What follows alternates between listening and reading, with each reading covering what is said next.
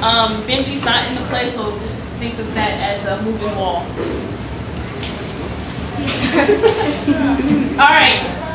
It was a dark and stormy night, and Reginald sat in his study. He was thinking and writing a letter to April. There was a knock on the door. Quickly, Reginald stood up, hid his letter in his pocket. Come in, he called. Stand over there and say, come in. Come in, he called. Come in. The door opened, and there stood Monique, Reginald's wife. Monique entered, a charming, sophisticated lady, but she walked with a distinct limp. Walked him with a limp. A limp. No. A limp. Go ahead. Walk him with all the other legs. She ran to kiss her husband. Just run to him. You're not doing it? No, but you need to do it. Seriously. Run to him. But stop. And he rejected her. Monique broke into tears and left out the room. From the other door. The other door. Limping. Reginald returned to his chair, poured a glass of water, which he already has, and took the letter from his pocket. Oh, April, dear April, he wailed. Oh, April, dear April. Suddenly, he crumpled the letter and threw it into the wastebasket. You gotta miss it though. Throw the letter to Come on. Miss it. What if I make it? Miss it. Oh, missing it about 3 feet. He picked it up and tried again. I learned the first time. This time he made it. He left the room hurriedly. And then hurriedly returned. Pulled the letter from the trash and held the letter to his heart. It was still crumpled.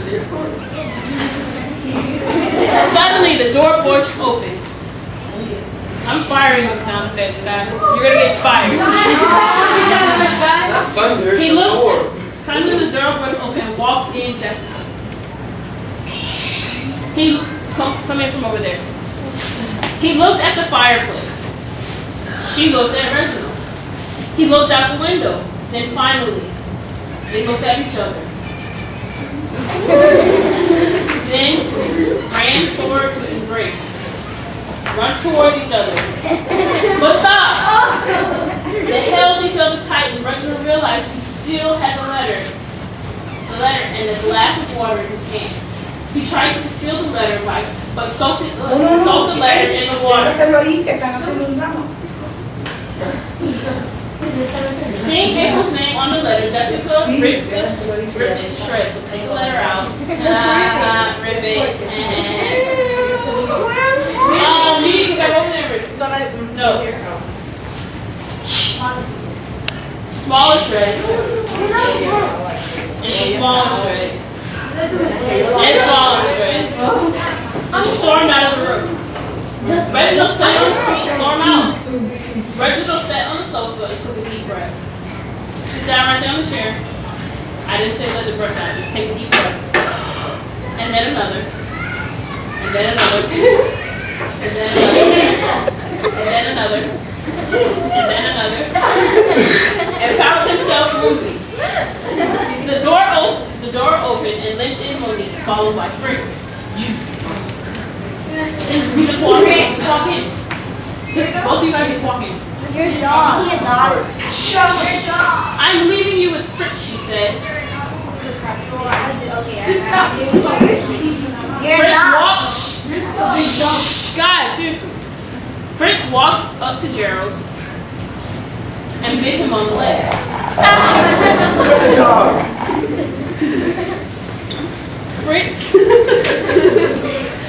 Fritz was the family poodle. He had never cared much for his master. Fritz returned to his mistress' side and wagged his tail and barked. Wag your tail. Wag your tail. Monique left her bed. Reginald sat heavily in his chair and immediately fell asleep. He awoke to hear the words, "Traitor!" Reginald arose and saw Jessica behind him. She had a gun. A very big, heavy, elephant gun. She aimed at Reginald and fired. "You are so fired." But missed. She aimed again and was ready to fire when April ran into the room and tried to take the gun from Jessica. The two women wrestled fiercely for the gun. Suddenly it went off, causing the chandelier to fall from the ceiling, pinning the two women to the floor.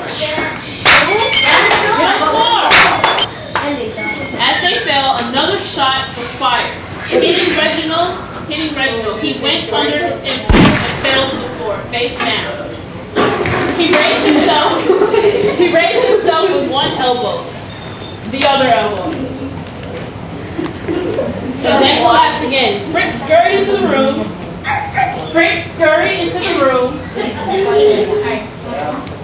and sniffed the cardigan and then howled. Suddenly, Fritz perked up his ears and Angelique entered the room. Her hips swaying.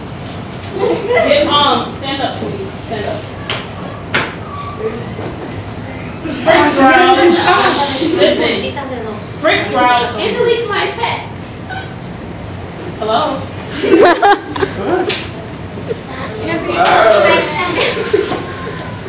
She returned, "You mutt." Yeah, say "you mutt." He eyed her knowingly and said, "Let's unleash ourselves and catch the next greyhound with the dog totem beach."